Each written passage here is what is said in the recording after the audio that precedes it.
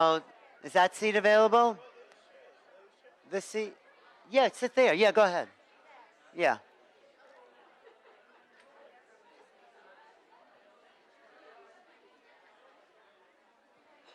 Okay. Yeah. You want to sit here? Where? All right. Well, is he too big?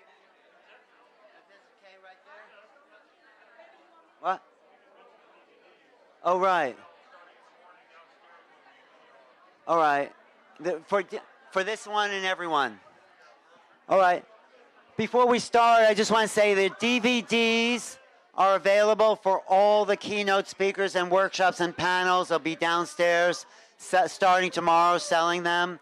So if you want DVDs of anything that you may have missed or want to see again because it's so exciting, we just did a great Starseed panel and that's worth getting. So there's so much going on here, it's hard to see it all, but at least you're here to see the real thing. Yes, yes, yes. Wow, you pack them in. There you go. Well, she is a superstar, really. It, yeah, she is the poster child for the Starseed Revolution. And no, but Elizabeth April, what I like about her is this is her life. She's really dedicated to changing the planet, uplifting the vibration, and really being at service. And not only does she speak to activating star seeds, she's actually making them herself, as you'll see. but but her message, okay, later. But no, her message to humanity, I think, is really valuable at this time, and that's why she's so popular because they see her sincerity. So let's give Elizabeth April a really big hand, a standing ovation. Yes. Thank you for being. Oh, congratulations. You want to use it? Hi. Okay, I'm not gonna cry. Okay, I might cry. Very pregnant, so.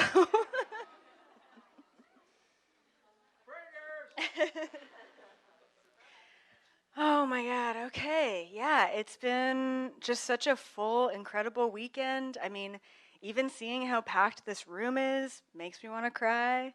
Um, I think one thing about coming to a conference is that it's just such a deep dive into a soul connection.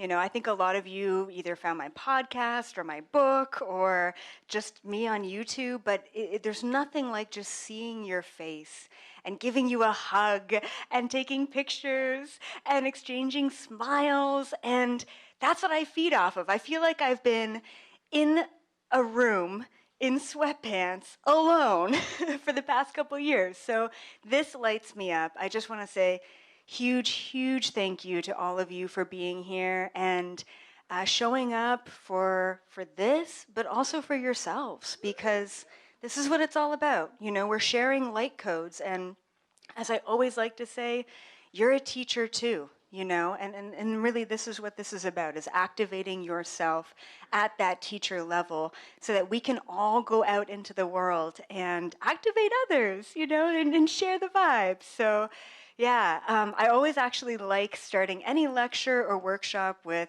a lot of gratitude and appreciation. So I met the founder who started Conscious Life Expo. I've been wanting to speak here for many years. I met him today. I don't think he's in the room. His name is Robert. He's such an authentic, kind guy. And I just want to say that for anyone who runs something like this, right, the vibration of the people who come to these events mirrors the person who puts the event on. And I was so pleasantly surprised by how humble and gracious and authentic he was. So huge thank you to Robert. Another huge thank you to Christine, who basically runs the show. Big, big thank you and shout out to all the volunteers. I mean, we couldn't put something like this on without the volunteers. And then once again, big thank you to all of you to come out and share the love and share the vibes and share the light codes and activations. So let's take a breath together, because I feel like that would be great. Let's all just ground into this activating energy before we go to the next dimension. So close your eyes and a deep breath in, just filling all of that white space, bringing all that white light energy in. And then deep breath out. Breathing out anything, a lot of the chaos and the energy and the buzz and the vibes, and just ground into your body. Just feel your body in this moment. And give love to yourself. Give gratitude to your own self, your human, your hybrid, for showing up in this moment. And another big, deep breath in. And a deep breath out. Ah, that felt so good. All right, you can open your eyes and let's get started. Does everyone have a piece of paper and a pen? Sasha, workbook and a pen. Good, okay. Don't skip ahead. I'll scout you out. I will call you out. No.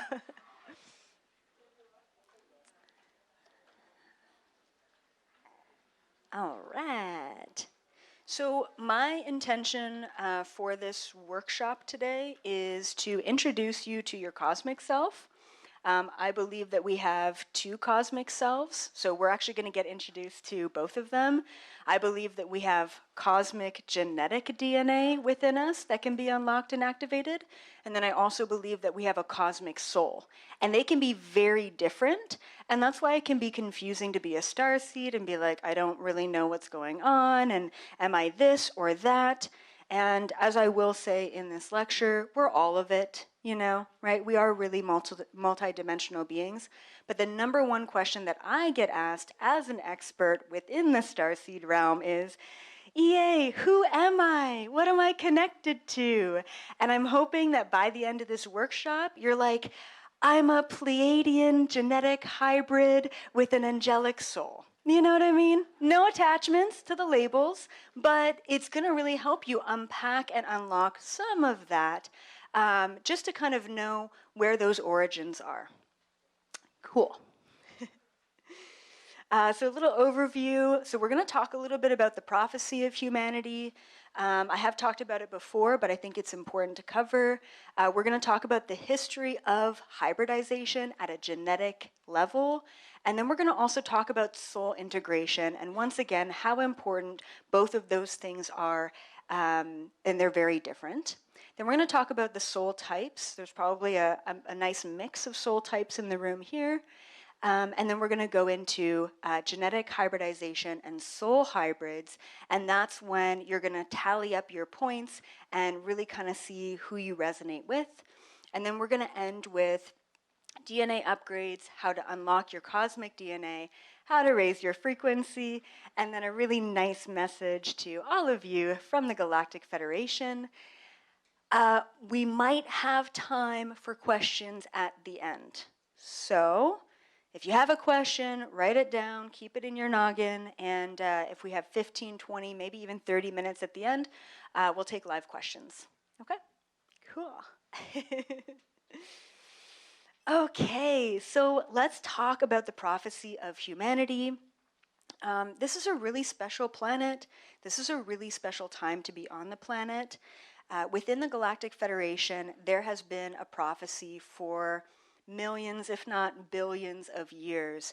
And the prophecy comes down to one species that is meant to end the galactic wars for this universe, not just for the solar system, not just for this galaxy, but for the universe. So my question is, why are we so important? And what I've unpacked over the years is we are that species. We are the ones who are meant to end that war. But why, right? It's because we're hybrids. Then my follow-up question is, but hybrids exist out there. I've met so many beautiful, half Pleiadian, half Syrian beings on these Galactic Federation ships. But why us? What sets humanity, what sets humans apart on this incredible journey? Why are we the prophecy? And there's a couple of things that really makes us unique. The first is that we don't just have two different DNA strands within us. A lot of the hybrids that I meet out there, they're this and they're that. And a lot of those hybrid genetics mix really well together. Just like I mentioned, I literally just met a Pleiadian-Sirian hybrid on the Galactic Federation mothership, and those two mix really well. Why do those two hybrid DNAs mix well?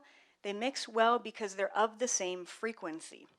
So the first thing that makes humans really unique out there in the universe is that we have many, many, many different strains of DNA. I believe we have more than 20 different strands of cosmic DNA out there.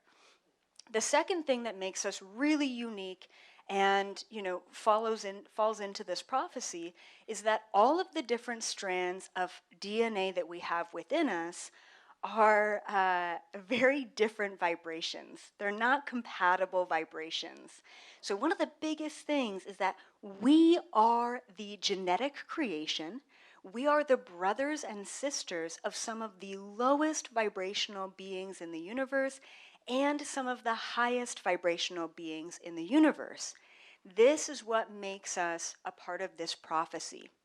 Because at the end of the day, as humans, we need to be exposed to both the extreme polarities on planet Earth to then make a choice.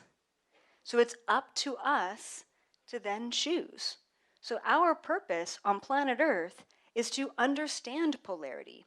Why do we have to go through an ego death? Why do we have to go through a dark night of the soul? Why can't we just skip all of that challenge? We have to go through that. Why do we have to experience the corruption on planet Earth? We don't want to experience that. As starseeds, it's painful to even observe what's happening on planet Earth. We have to experience polarity on planet Earth so that we understand the universe as a whole better. Once we understand polarity within ourselves, within the collective, then we make a choice. Where do we go? Do we follow the light or do we follow the dark? And I think at an individual level, we have all made that choice, struggled to make that choice, continue to make that choice on a daily level. Do we react in a high vibration or do we react in a low vibration, right? Once we understand our purpose on planet Earth, which is experiencing polarity, making a choice, hopefully the light, then we need to understand our purpose off Earth, which is to defend that choice and create peace in the universe. If we can understand polarity here, we're understanding polarity out there, and then we can really defend the light out in the universe.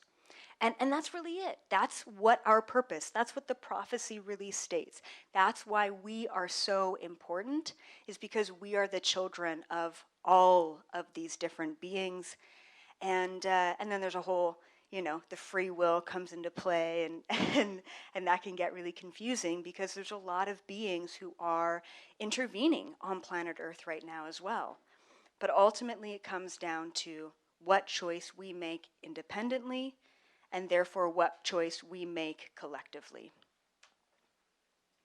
So let's just go like a rundown of the history of human hybridization. And we're talking about physical DNA genetic hybridization, okay? So specifically genetic hybrids. First, the reptilians came. That was fun. Now, I actually don't know how the reptilians got here. So I was thinking about this. I'm like, I've never really channeled this before. I don't know if they naturally evolved on this planet or if they came from somewhere else onto this planet. There's a lot of Dracos, a lot of Archons, all out there in the universe. I don't necessarily know how they initially got here, but they were here. And I believe that they were the intelligent species along with the dinosaurs. And that was them. So they were here like OG. There's been a lot of cataclysms. There's been a lot of collapse on planet Earth. And they've really saved themselves by going underground. The next being that came to planet Earth was the Anunnaki, from what I've channeled. and they came here for gold. They came here to mine resources on our planet. The reptilians were like, okay, cool, like we don't need gold, so go ahead and mine these resources. But the second that the Anunnaki started to play with genetics and create the first generation of what we know today as humans, the reptilians were like, whoa, whoa, whoa, I don't see this going in a good direction. You know, I don't want these new beings to take over the planet. So what the Anunnaki did was basically promote the reptilians as the managers of this species. So even going back into ancient Egypt, the reptilians were kind of managing the humans. Humans were always seen as slaves, and the Anunnaki were considered the gods of the planet. And that was the vibe for a very long time. Now, I do want to interject here because one of the biggest questions is why would the Galactic Federation allow this to happen? You know, it just doesn't seem like a really great start for humanity. And I think we really carry a lot of that trauma with us, right? Of being slaves and being enslaved and having that within us. So the reason why the Galactic Federation allowed that to unfold initially is because it was supposed to happen. The Galactic Federation always knew about the prophecy.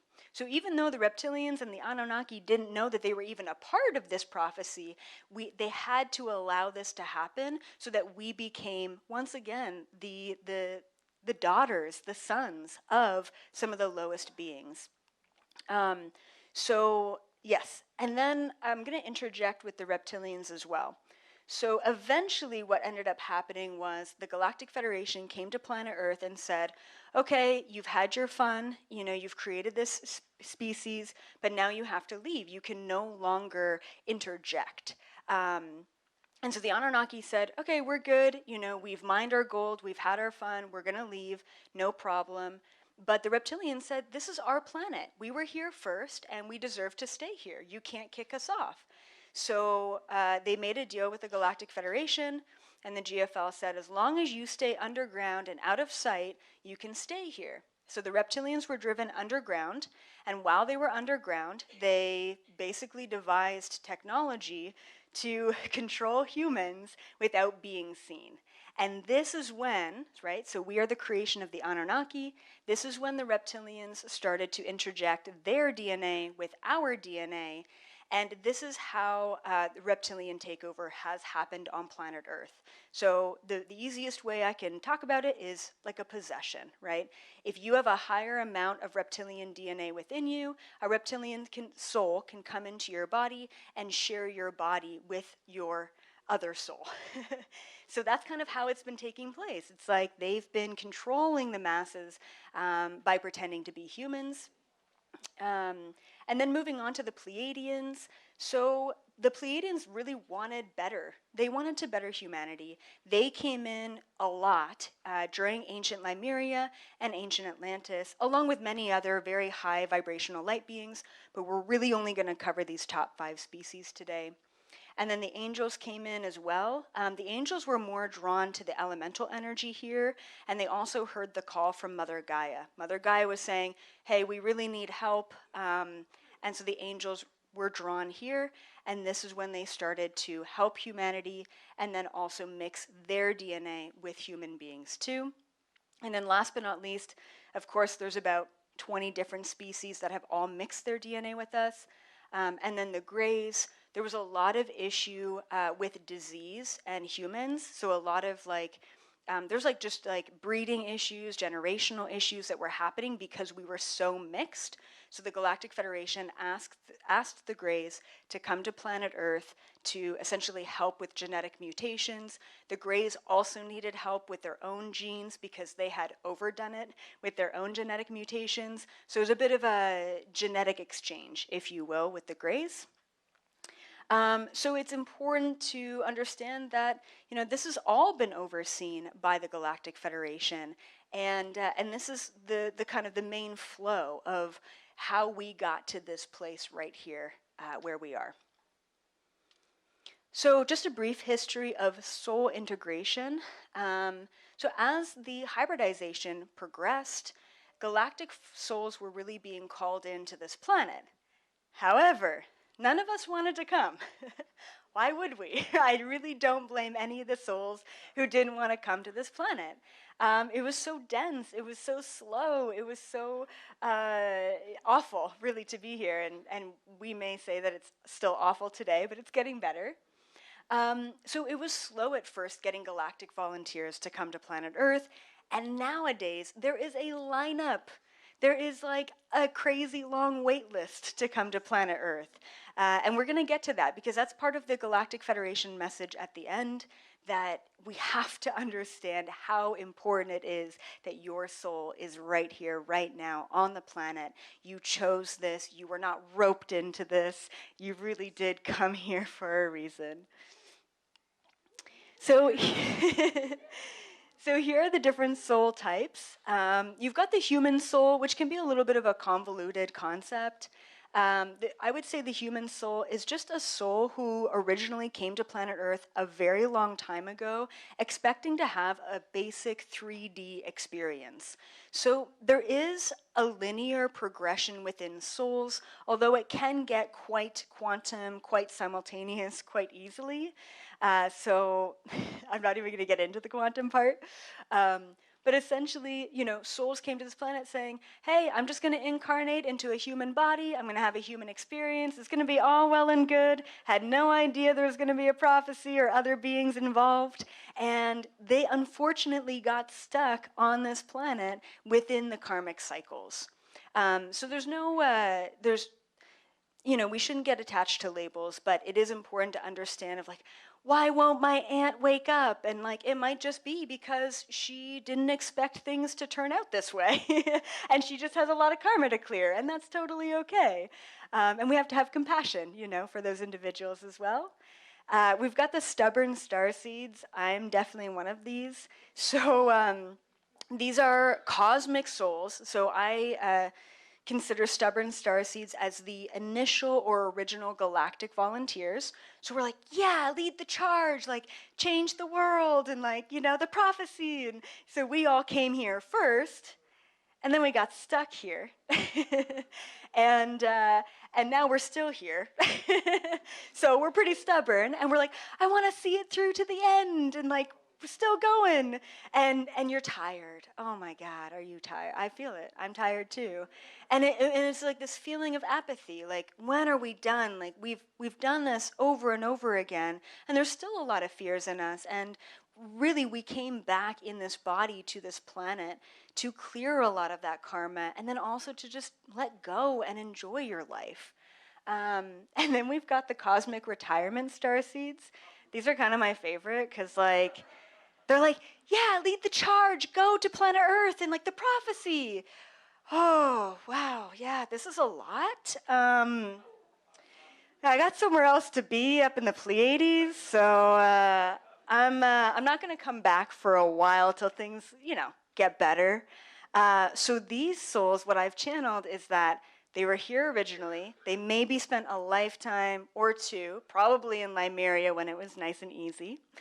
And then when the fall happened, they're like, I'm out. And they've been like chilling up there in other lifetimes, relaxing for that time, and then they're back here. And I would say that you probably know if you're a cosmic retirement starseed, if you're coming back, and you're kind of mixed between, oh, this world is so awful, and also it's awakening, so I'm conflicted. You're kind of feeling both of the energies, but it is overwhelming. It's a lot happening. And then last but not least, we have the new star seeds or crystalline children. I think I got one right here, brewing. And they're amazing because they're coming in with no prior experience to being human, which can be very overwhelming. This is where we're seeing depression, anxiety, in young children, and we just don't know how to navigate that space, and all these kids who are on the spectrum, they think a different way. They process the world around them differently, and we just don't have the resources, the tools, the educations to help them.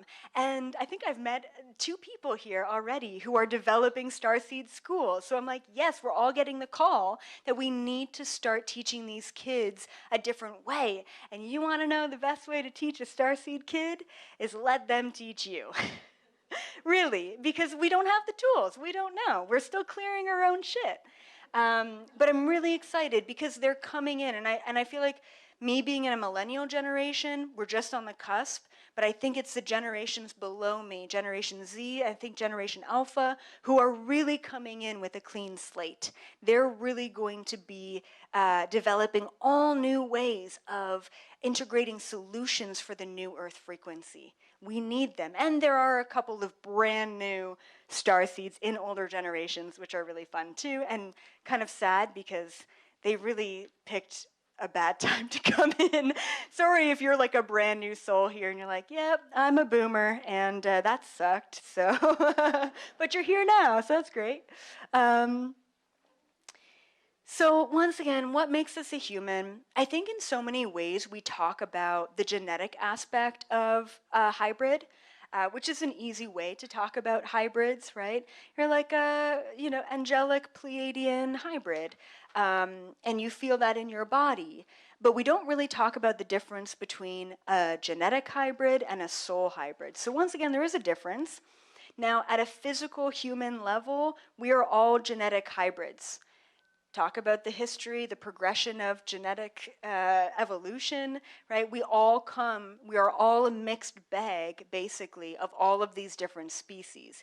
There are certain individuals who were abducted in childhood, injected with extra DNA, and they're hybrids too. So essentially, every human is a hybrid, right? We all have that DNA within us. A soul hybrid is really what we consider a starseed. That is your soul consciously choosing to be in this body, coming from a different dimension, different density. And I think I say it a little bit later on, but every cosmic starseed soul isn't just one thing. So you'll see today that you're going to gravitate to multiple things in that workbook and multiple different species as well. Get your workbooks out. Hopefully everyone has a piece of paper and a pen / a workbook. So what we're going to do is we're going to go through the different species, and for every trait that resonates with you, you're going to give yourself 1 point. Super easy. I hate math, so for a total of 6 points or 0 points, right, if none of them resonate with you. We're going to do that with the genetic DNA and the soul cosmic species. Just a couple of notes here. All human races are included in the following species. There's not like, oh, you're from Lebanon, you're definitely this. There's no such thing these days, right? This is globalization we're talking about. Just wanted to mention that. And yeah, due to many generations of mixing, these traits are only sometimes the case. So these are the most probable. If you're like a pure Anunnaki, you're going to have all of them. If you're a mix, as we all are, then you're going to be a mix of all of them. So just keep that in mind of like, do I have this? Do I not? Yeah, and once again, we all have physical and soul traits of multiple species on and off this list. I'm just going for the biggest species that have interacted with planet Earth. So let's talk about Anunnaki human hybrid. Once again, we're just going to be talking about the physical traits here. So think about your physical self. Tall, really tall usually. Broad or stocky muscular figure, typically, with the Anunnaki hybrids. Predominantly brown hair and eyes. Not always the case, but yes. Symmetrical features with the Anunnaki for sure. And a deeper voice, male or female. This is what kind of the Anunnaki DNA represents. And fun fact, some of the first well-documented half-human, half-Anunnaki beings were Artemis and Apollo. Gotta love those demigods. So once again, give yourself a point for every one of those traits that you have. Moving on, and then add them up. Yeah. And then moving on to the Pleiadian human hybrid. Typically, they are taller in stature. They are slender, but also toned build. Wider shoulders, for whatever reason, like all the Pleiadians on the ship always have wider shoulders. It's very common to have blue eyes and blonde hair, as with higher than normal Pleiadian DNA. Once again, not always the case, but sometimes. And then Pleiadian DNA really commands a presence. It's kind of that person who walks into the room and you're like, whoa, who is that? Not in a even attractive way, it's just a presence sort of way. That's what I find anyway with Pleiadian DNAs. Fun fact, Pleiadian hybrids gravitate towards vegan or vegetarian diets. Not always the case, but most of my friends who are high amounts of Pleiadian DNA are vegan or vegetarian.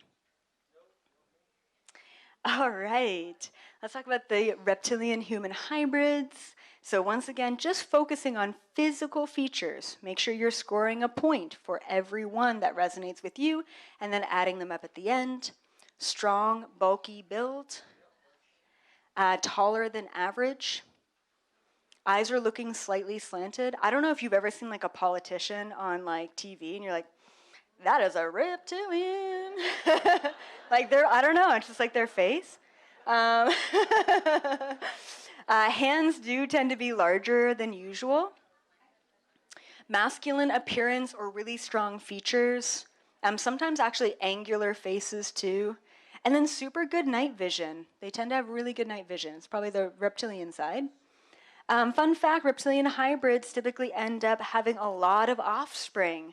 I've actually met or channeled from like women of reptilian hybrids. And it's like, yeah, so like my ex has like 10 kids with like 5 different women. And I'm like, yeah. Has his eyes ever shifted? So, but I do want to mention, not all reptilians are bad. Not all Anunnaki are bad. We need to realize there's good and bad in every species, and that's important to note. So the angel-human hybrid, typically angelic DNA, usually very petite build, both in males and females, with soft, divine, feminine features, facial features. All hair and eye types. You guys can all check that off. I'm like, that's not really a point, but like, I'll throw it in there. Soft or higher pitched voice, sometimes like a really soft, passive voice. And then angelic hybrids typically have a lot of ongoing health conditions, a lot of chronic health stuff going on. Usually it's because they're so out of their body frequently, and they overgive as well. So they just constantly have health stuff coming up. And then fun fact, angel hybrids don't have to eat as much as other humans. I don't know if it's because they're littler or they're more etheric, but they don't really need the density as much as others. So once again, scoring 1 point for every trait that you have, and then adding up your points. And last but not least, with the physical DNA hybrids, we've got the gray human hybrid. I will say that it's like more rare. Like I don't think I've ever really met a human and been like, whoa, like you have a lot of gray. I've met a lot of like gray souls, and I'm like, ooh, you're a gray. But it's very rare to meet like a lot of gray DNA in a human being. Typically larger, slightly slanted eyes. I believe that a lot of the new humans are going to have the gray DNA. Undefined hair or eye color. Taller, slender build. Thin or little body hair. And then easily dissociates. A lot of the grays are just in their mind so much, they're just not present. They're not in their body. Once again, scoring a point for every trait that you have at a physical level.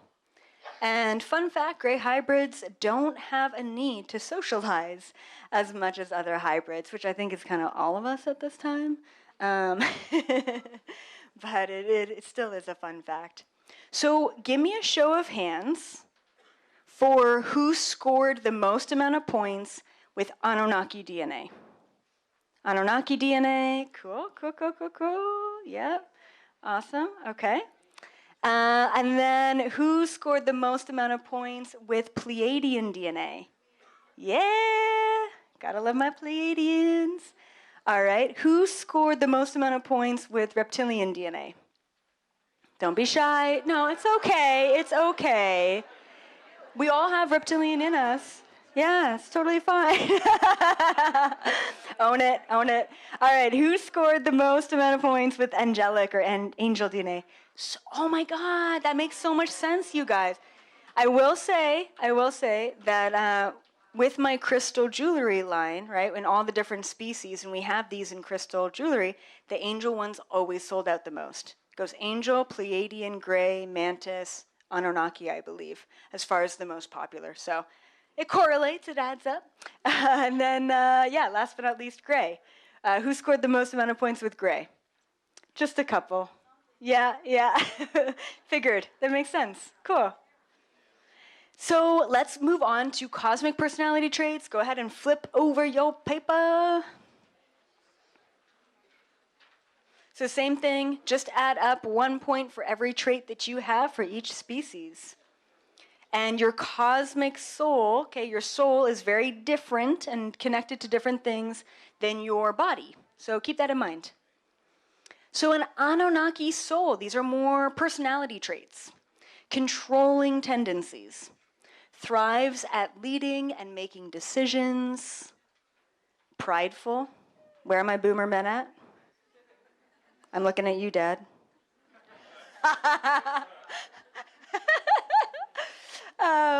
Logical and analytical, knowledge seeker, and can be removed from empathy or emotions.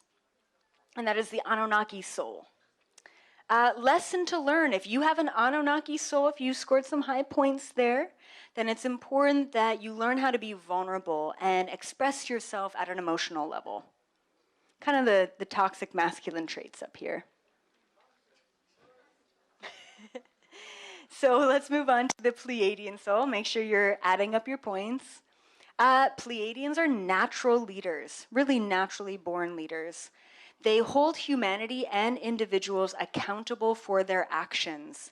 Like, they get super triggered when someone's not taking responsibility. I've met a lot of beautiful Pleiadian souls, and they're very kind of strong on that mission. They are solution-driven beings. They're also natural healers, they're compassionate, and they're really wanting to create sustainable change for all of humanity. Pleiadian souls are big picture thinkers. They're always thinking about how to make the biggest impact for everyone. And the lesson to learn, if you scored high on the Pleiadian soul, is that holding space for humanity rather than saving humanity is important. So many Pleiadian souls are so excited to be here to save humanity, and they need to learn that it's okay to just hold space and allow humanity to save themselves. It's a big lesson to learn. Okay, moving on to the reptilian soul. Typically aggressive tendencies. The other word I wanted to put into aggressive is like fight or flight. A lot of fight or flight, but we all also have a lot of fight or flight within us. Tend to be really introverted, enjoys creating dramas or stirring the pot. They tend to be really logical and analytical, and they're looking to win or get ahead of others, so self-serving. But they're also really good problem solvers as well. And the lesson to learn for reptilian souls is how to best assist humanity rather than self, really looking at that collective. So once again, 1 point for every trait and adding them up. The energy's building. All right, moving on to the angelic soul. Sacrifices self often, so overgiving. Stop and learn your lesson. They usually have a very passive personality, which is how they get roped into sacrificing themselves often. Angelic souls are extremely strong healers and tend to gravitate towards the healing fields. It could even be massage therapy or nursing. They're also out of body often, like really often, because it's too dense here. They're etheric beings. They're used to being out there. They are highly empathic. And essentially, they're wanting to create a positive change, even if it's just helping one person at a time. Remember, the Pleiadians are here to help the collective. The angels are like, even if I just help a little old lady with her groceries, I feel good about that. And that's an important distinction. The lesson to learn for the angelic souls are, you can't save everyone. How do you receive? Right?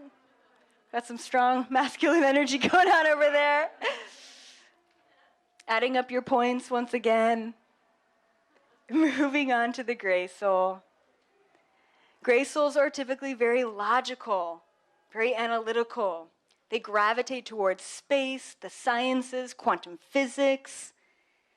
They're problem solvers, really great problem solvers.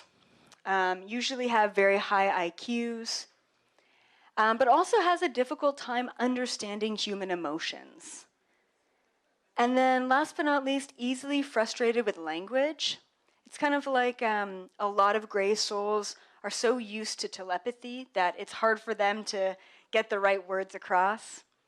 And the lesson for a gray soul is how to feel rather than think all the time. So, show of hands, who here has the most amount of points with the Anunnaki soul? Cool. Very nice, very nice. All right. Who here has the most amount of points with the, what was the next? Pleiadian souls. Yeah! Awesome. Thanks for being here. Well, thanks everyone for being here. And then who has the most amount of points with the reptilian soul? It's okay. It's okay. It's okay. It's all right. You're not being judged. That guy in the back. Oh my God. All right, who here has the most amount of points with the angelic? What's the angelic next? Yeah, angel soul? Angel souls? Yep. Cool. Awesome. And then, we got them. Okay, cool.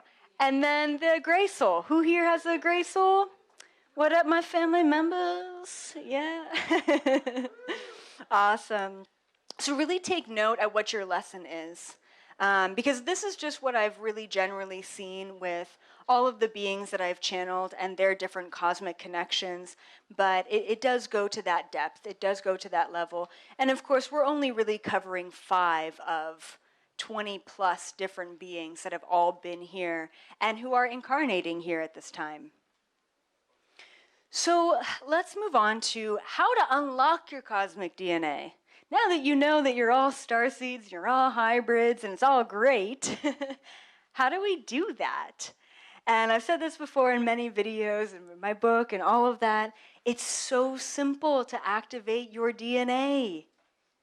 Raising your frequency. That's it. We are frequency beings first and foremost, and our DNA gets activated with our frequency. So something that I've realized is that disease shows up when we are existing in a lower vibration, right? We all have these traits within us and our genetic codes. We're all predisposed to a lot of things, but it'll only show up when you're in a bad place. I've had so many clients, they're going through a divorce and they end up getting cancer. They've lost all their money and their job, and they end up getting diagnosed with something that the doctors have never seen before. And in that moment, it's important to understand that we created that that's not happening to us, that we happened to that so that we can unhappen it, so that we can change that. You know, like a couple people have not really liked this concept that I have, but it's a universal truth, which is that we are responsible for everything that happens and that we contract it all. And someone once told me, they're like, well, Elizabeth, would you go up to a homeless person and say to them, you chose this, well, you created this? They're like, that's kind of a dick move. And I'm like, as a matter of fact, if I was homeless and someone came up to me and said, by the way, you chose this for an experience, for a reason, for a lesson, to learn, to grow from this, and as a matter of fact, you can unchoose this and choose something else, that would be the best day of my life. Because then I'm empowered to make a different choice. It's not society that put me there. It's not the food that I'm eating that put me there. It was me, right? Whether it comes down to your financial abundance or your health, It's you. It's always been you. And we need to start understanding that that's what it comes down to. Raise your frequency. As we raise our frequency, we become more active. We become more connected. And we naturally unlock our cosmic DNA. We become more psychic. We become more abundant. It all flows in. We are frequency beings first and foremost. The fifth dimension is our natural state of being. This is new to us. So deal with this first. Focus on the 3D first. I've said this before, but you cannot live your best life if you're in survival. It's just not going to happen. So we've got to go real. We've got to look at our life and stop saying, I can't talk to my guides. I can't talk to my guides. Can you pay your bills? Right? I mean, for Californians, could you pay your gas bill last month? I couldn't. Jesus, like crazy, right? So focus on that first. Focus on creating your dream life first. And naturally, you can start channeling and connecting. It all happens after that. If you're trying and you're trying and you're trying and you're still not connecting, there's a reason for that. Stabilize the rest of your life first. If you have people who are sucking your energy from you, and yet you're saying, I can't connect to my guides, I don't know who I am at a cosmic level, get rid of those people first. You've got energy vampires that are constantly taking from you. Figure out your present moment. Figure out your human. That's the most difficult piece of this. Everything else is easy because that's our natural state of being. And of course, they don't want us to be in our power. They keep us compliant. They keep us complacent. They keep us dull for a reason. They keep us following. Because if we were to realize how incredibly magical we are, and how much DNA we have within us, and how powerful we are, and what we can create for ourselves in the world, then they've already lost. That understanding, even without application, is powerful enough to change everything. And that's why they're scared. And they really are scared. So, how to raise your vibrational frequency? The choice is yours, my friends. So, I'd like a cold one right now, but, you know, we got some stuff going on. So the main thing that I always say about raising your vibration is about appreciation, right? Realizing that the rest of the world don't even have the privilege to show up to something like this, let alone, once again, have access to clean drinking water and food and shelter. I just feel like in so many ways we're privileged. We're so privileged. I even tell people online, right? They could be living out of their car, and I know some of them are, watching me, but I'm like, you have access to internet, and that's something to be grateful for because you're watching me in this moment. And that's amazing. And 30% of the entire population in the world don't have access to the internet. And how often do we actually think about that? So be grateful. There's so many things in our life every single day to be grateful for. And of course, this weekend and all of you are one of them. So gratitude will always instantly boost your frequency, always. Even in the worst moments. I have a funny story. I think I said this on one YouTube video, but I have to relay it. It just popped into my mind. So this past Christmas, you know, I'm pregnant, and my wife and I, we just moved into the same neighborhood as my dad and my stepmom. And so I was like, oh my God, for the first time in my life, I have a home. And for the first time ever, I can get a Christmas tree, like an actual full size, not a little thing that on the counter. You know, I have space to do this. So I had this dream, this vision of the stockings on the fireplace and the Christmas music in the background. And we're all singing fa la la and decorating the Christmas tree together, right? So, and it started off that way. It really did. I got the eggnog out. And so my wife is like, I want to go get the Christmas wreath. It's in the garage. We had a mouse problem. They're laughing because they're a part of it. We had a mouse problem this past summer, and I said, babe, don't go get the Christmas wreath because it's in the box where all the mice were. So don't. I'm like, don't. We'll buy another one. Just like, don't even touch it. I want to go. Okay, no, don't. I'm telling you right now, this is like a perfect setting. Like, don't do it. So we're all like it's beautiful, decorating the Christmas tree. My vision is coming to life. My wonderful wife comes out with the Christmas wreath. Mouse poop just trailing from the garage all through the house. I just cleaned, by the way. Okay? All through the house, just mouse poop. Guys, look! I got the Christmas wreath. 3 dead mice just fall. Just fall. Luckily, they weren't alive and run around, but like, the horror on my face. Death. You just brought death into this beautiful Christmas scene.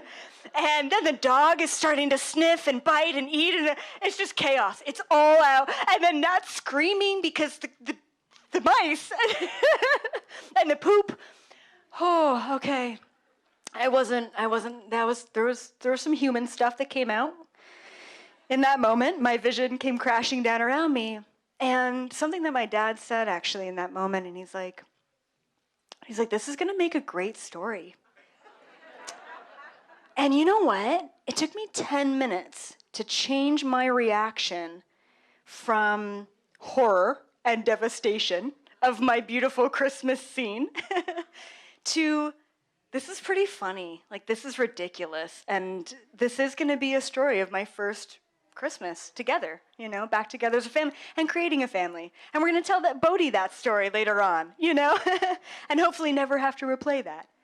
But once again, in these challenging moments, in these horrifying moments, finding joy in it, finding gratitude, finding appreciation in those moments is so important. So the second step to raising your vibration, other than just gratitude and appreciation, is about the intention around the choice that you're making.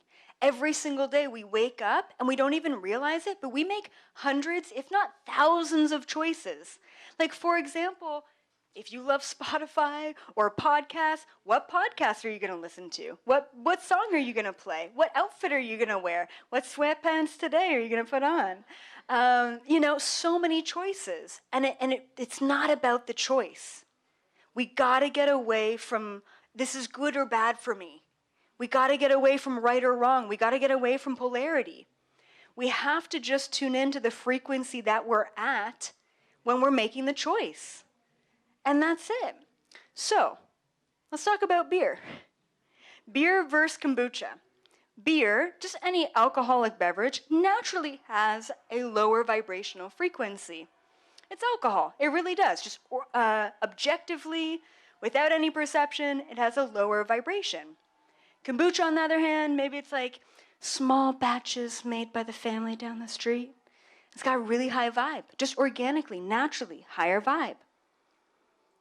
But when we think about kombucha, you open the fridge, you're like, God, my wife makes me drink this shit, I was like, if she saw me drinking a beer, she'd kill me. She'd kill me. I'm going to go for the kombucha. Yeah, I'm going to like it. That intention is naturally going to bring down the vibration of something that's naturally high vibrational. So don't make the choice.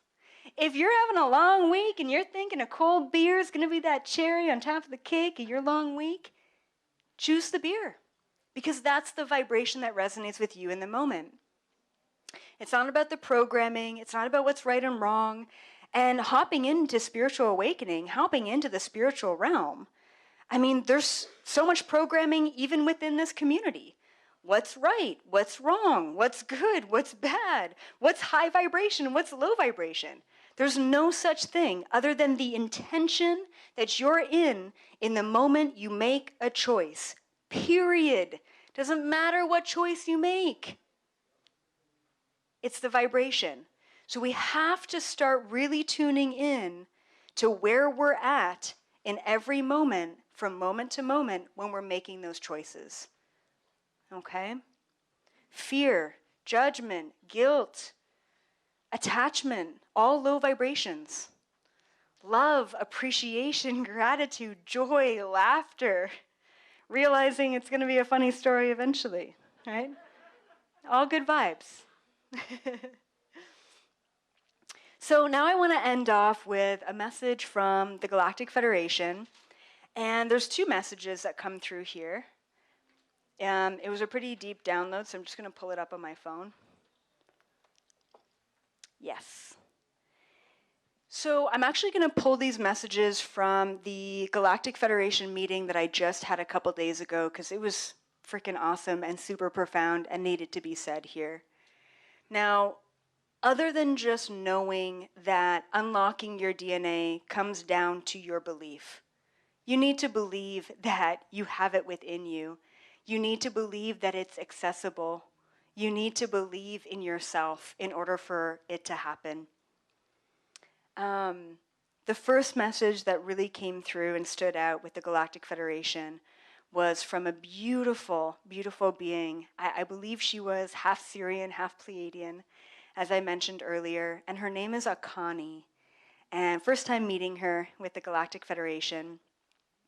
And she's actually a soul recruiter for planet Earth. So she works up on the Galactic Federation ships, and she recruits souls to come here. And so she was talking about the crazy long wait list, right? And all the souls that want to come to this planet. But the biggest message that she had is karma is no longer a thing. And this was a really, I've actually haven't heard of I've definitely explored and unpacked a lot of karmic stuff, but it was so important that she let everyone know that you're not here to just clear your karma. You're not. Because if you were here to just clear your karma, you could be out there, you could use a variety of their technology, their machines to clear your karma. You could upload your karma, download it. You can re-experience it in a virtual reality type setting on one of their ships. You are not here to clear your karma. The more karma you think you have, the more karma you're creating for yourself. The second you understand and believe that we can clear karma at a quantum level in a split second is the second that you're able to do it. Okay, so the first thing is you're not here karmically. So why the hell are you here? You're here for a reason. You're here for a mission. She could not stress this enough. This was planned. You guys, not only is this a planet, okay, that has one of the biggest prophecies that are going on in the entire universe, but this is the time for the prophecy. This is the time of the transition. And we need every little ounce of starseed energy we can get. You're here for a reason.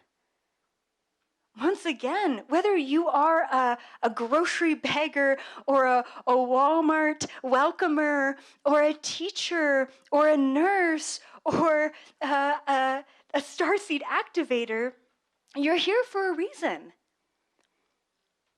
You are here for a reason. You're not here to be stuck anymore. You're here to make a change. Because there is a long-ass wait list of a lot of other beings who are excited to lose all of their memory to come here to try and make a change. This is not an accident. This is not a coincidence. You would have left in your last lifetime if you were not supposed to be here to make an important, significant change. And it comes down to every choice you make, every person you smile at, every interaction you have with every stranger on the street. That's the change that we're here to make. You don't have to be on stage to make a change, but you need to know that you're here for a reason, or else you wouldn't be here. Okay? Now that leads me into the second big message, which is talking about mission work versus matrix work. Because so many of us, and I'm sure you feel the same way, and I felt the same way, honestly, since the beginning of my awakening. I'm not doing enough, not doing enough, not doing enough. I'm behind. I don't know what I'm behind, but I'm behind something, right? I mean, I feel that way every day still. I'm not, it's just more books or like more information or like where do I go and all the things. I'm not doing enough. I need to be doing something more. So how do we balance matrix work and mission work?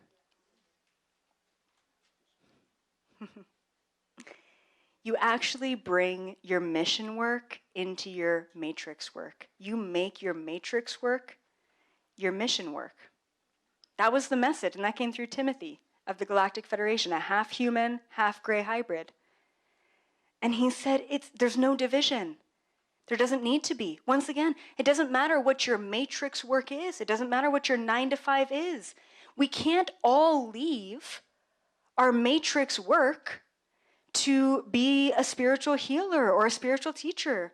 We need you in all of the positions all over the planet, changing the vibration of your workplace to raise the frequency everywhere. It's not about leaving. It's not. And that's what we feel we need to do. It doesn't resonate with me. It's not for me. It's not what I'm supposed to be doing. Then why are you there? Don't run away from a vibe that doesn't align to your soul. Create the vibe wherever you land.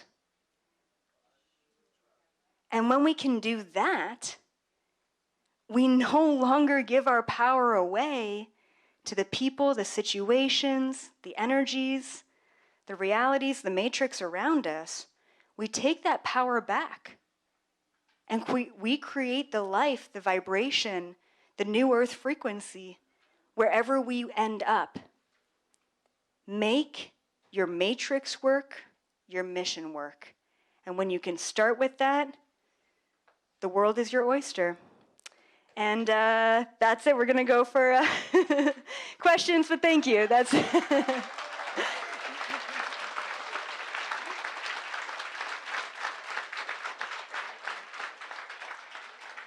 Okay, I got about 10 minutes for maybe a couple questions. Yes. Yeah. Oh, yeah, they can come up. Yeah, if you have a mic, I mean, even better. Whoop, whoop. Amplify those voices. Okay, I'm going to take a quick selfie.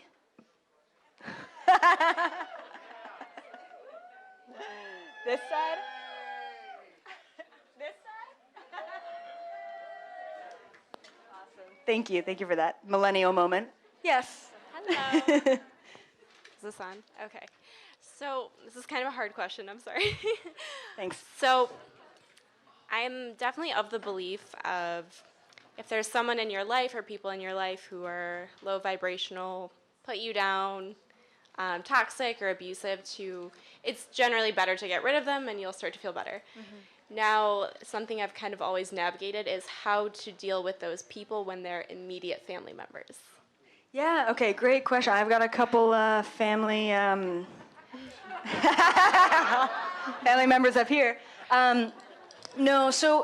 So there's a balance, I think, especially when it comes to family, right? Like you can choose your friends, you can even sometimes choose your coworkers, right? Because you show up at that job, and essentially we do choose our family members, but it's hard to navigate that. What I always say about family members is, if they are too dense and they're bringing you down, then it's really important to create healthy boundaries and to create a space so that you can untether yourself, detach, cut cords, and step back into your power. Once you step back into your power, it's important to either complete that energy with your family, because most likely they are your family in your lineage for a reason, and you are the one that puts yourself in that lineage to clear that space, ancestrally or otherwise. But don't try and clear it when your cup is half full.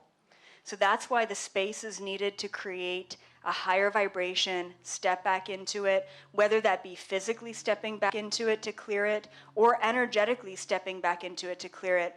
But unfortunately, you can't really run away from family because it will follow you to the next life. Mm-hmm. So healthy boundaries, but then also stepping in to clear it, whether they're a part of that clearing or not. Okay? Okay. Thank you. You're welcome. Thank you. Hello. Hello. Okay, ever since I was young, I never believed I was from this planet. Like my whole life. Yep. Nothing ever made sense. The whole thing about living for nothing. You live, you're born, you go to school, you work, you pay bills, you have a family, then you die. That's it. I know. To me, that Brutal. never made any sense. Brutal. Yeah. But recently, this year, I learned that I could channel. I could channel the archangels. And I learned it. It just popped in my head. I asked my wife to see if she could put me under. My wife, Sarah. All of this information came from the archangels. Every one of them, almost. Even talking about it now, I can feel the energy like flushing through me. So we started putting videos up on YouTube. And it's an amazing feeling when people tell you that you're helping them getting information from the archangels. And they talk about the star seeds. They talk about pretty much everything you talk about. So I really wanted to say is what you're doing is going to change the world. Everything, I can feel the energy from everyone in this room. Everyone in this room, every one of you has some kind of gift. You haven't figured out what it is yet. Some of you have. But every one of you have a gift. You have a gift. You have a gift. You have a gift. I don't have a question. Well, thank you. So Thank you anyway, for that message. Yes. I appreciate what you're doing and thank you. Thank you so much.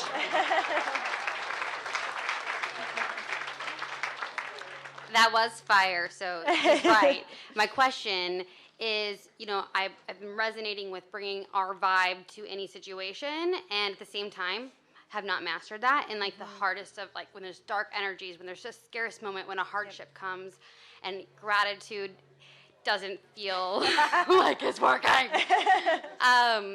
It's like a lingering, Yes. I wanted to know if you would share what do you, a tactic or a tool that we can leave with when we're feeling heavy?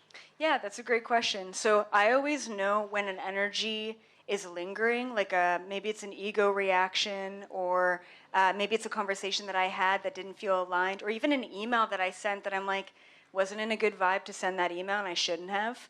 So you always know that there's a disharmonic frequency when it sticks in your mind, especially when you're very aware of it. So you're thinking about that person again and again.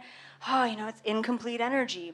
So what I recommend, the easiest thing to do at a physical level, sometimes if we're just not able to cut cords and clear it at a quantum energetic level, we bring the quantum energy of the disharmony into the physical. The easiest way to bring an energy that is untangible into the tangible is to write it down.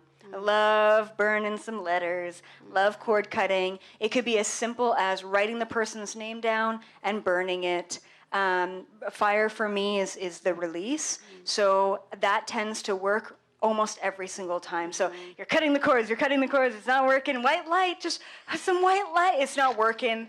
Okay, so clear the energy in a physical, and that way we're actually bringing one medium into another, right? We're bringing the untangible into the tangible. And for us, at a human level, it's we are releasing that, and we can really observe the release that's happening. That's how I clear stuck energies that I cannot clear other ways. Love it. Thank you. Thank you. Elizabeth, been watching you for a couple of years. You're my favorite person on YouTube. You're a cutie. Love it, I love it. And in person? I love your story about the reptilian you dated. You should tell these guys it's a trip. Yes, But yeah, anyway. yeah, that's great. Listen, so if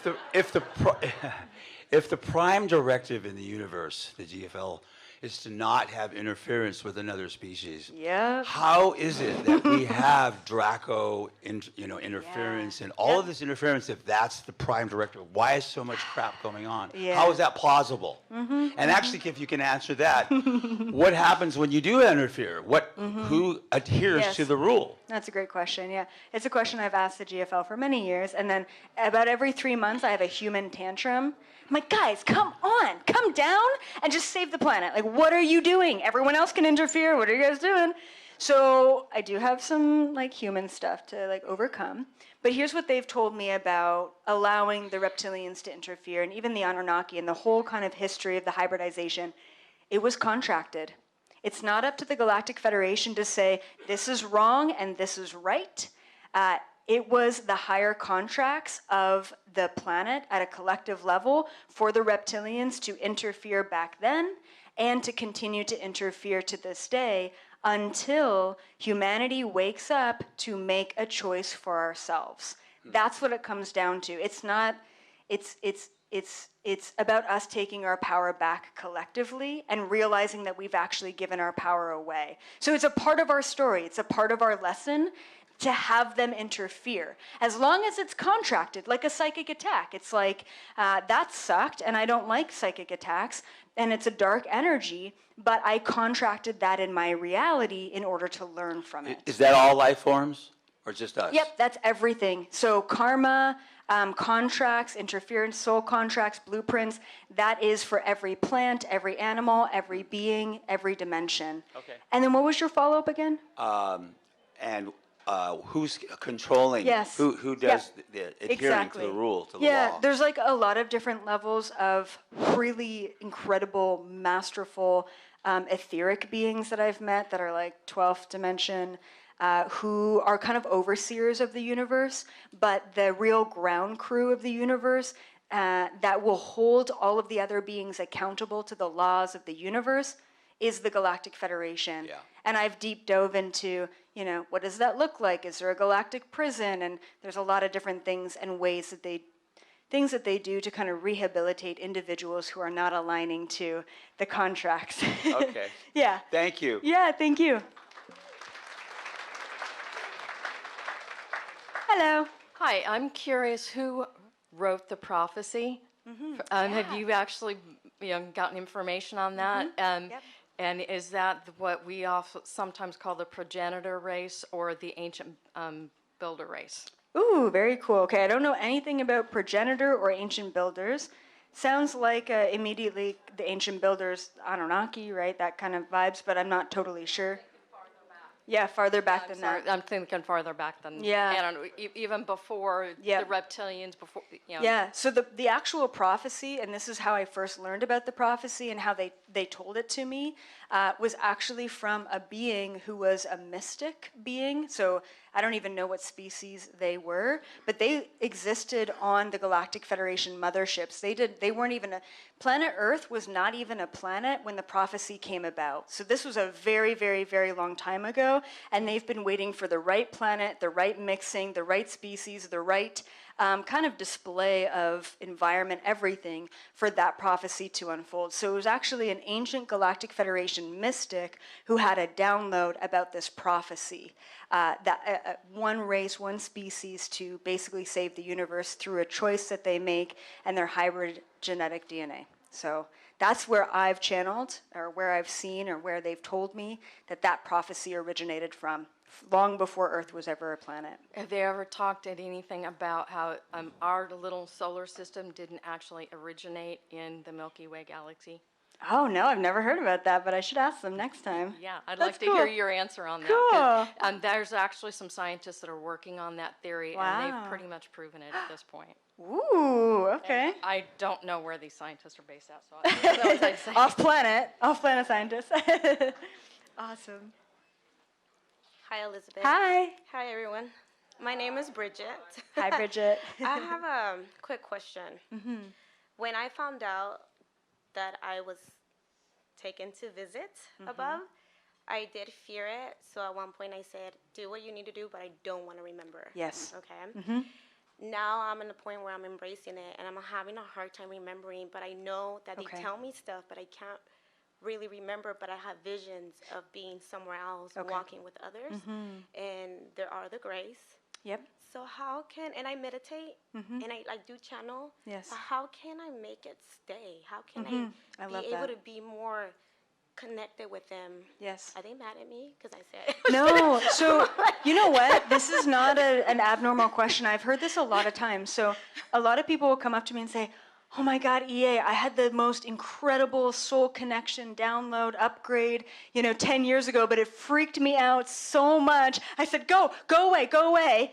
And they went away and they never came back. And then you're like, I'm sorry. And my dad actually pissed off a UFO one time in Shasta. That wasn't too long ago. They never came back after that. No, but in all seriousness, they will meet you at your vibration, and a lot of the times they will kind of test your vibration by showing you different images or having experiences to allow you to ease into something. So they were just allowing, they're never gone for good. So just know that for sure, that they're always there. They're always going to come back. You can never piss them off because it's a vibration thing. All right, they don't have egos in that way. The other thing that I would recommend to kind of make those memories stay or bring those memories back is hypnosis, okay? So QHHT, quantum hypnosis, just getting yourself into a deep state of trance, meditation, even just different breathing techniques to take you back to that place. So sometimes just meditating isn't enough. You actually have to have someone to guide you to go under, and in that space you can navigate. And that's where a lot of my own hidden memories came out.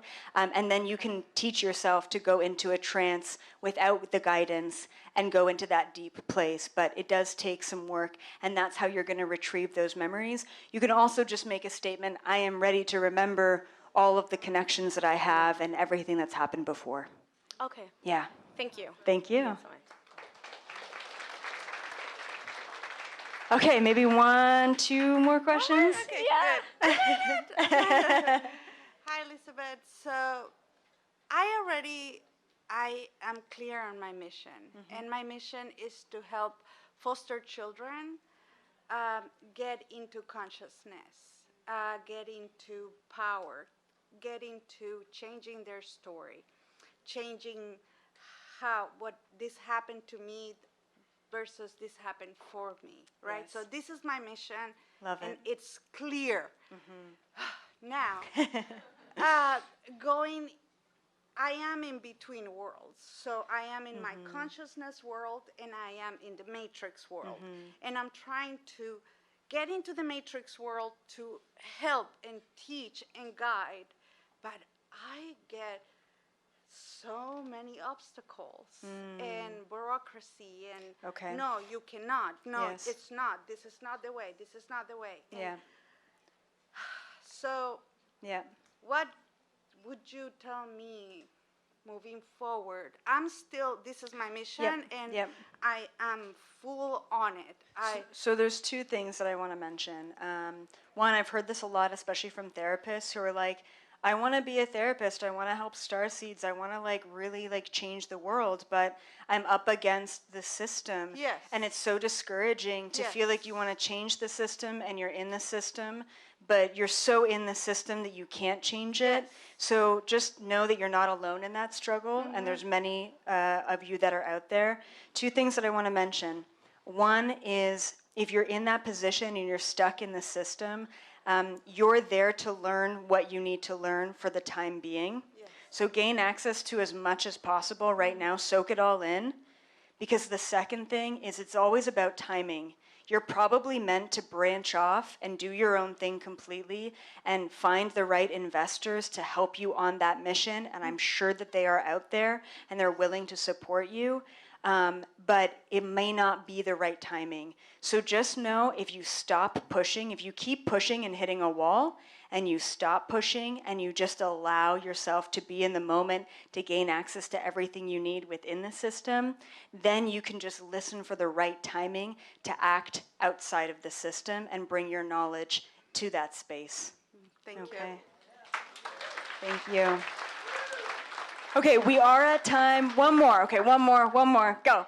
Okay, it's really quick. I just Yeah. wanted to ask, is there an end to like the levels of consciousness? Because I know you said there's a 12th dimensional being. Yeah. I don't know if they're like, because I know in a lot of different religions they refer to them as gods or one god. So is there just endless number of levels? Does it go in like a circle? I don't really know. It's like difficult to explain because the way that I see it visually is like you've got kind of the vertical levels. So the easiest way is like the 12 dimensions, which are just densities and frequencies in this universe. And of course, there's many different universes. And then you've got the horizontal, which is all of the different parallel realities, which are infinite. Like my choice to have my microphone in my right hand versus my left, my choice to touch Grayson in this moment or not, my choice to take a sip. These are all different, infinite number of parallel realities that go infinitely across. But from what I've channeled, there are just 12 dimensions or densities. I've actually channeled that there might be a 13th one showing up. But within each of those densities, there's an infinite number of experiences that we can have. So yeah, as you go up the dimension densities as a soul, you have greater and greater experiences and you become more and more connected to Source, all that is. And so you become one of these creator beings without the ego because you're that connected to Source. Okay. Thank you so much. Also, congratulations on your baby. Thank you. Amazing. And then one more thing, just like a physical thing, I don't know. Tomorrow I will be at a book signing. So if you guys are hanging around tomorrow and you need your book signed or want your book signed or want a book that is signed, I'll be at the book signing from 9:45 to 10:15, and then I'll be at my booth until I think around 12. So that's where you want to catch me. I'm going to be MIA kind of after this, but I will go to the thing that's happening on the other wall. And then I'm out. I'm like leaving the conference early tomorrow. So just an FYI, if you guys do want your book signed, that's kind of where to find me tomorrow. And other than that, thank you so freaking much. I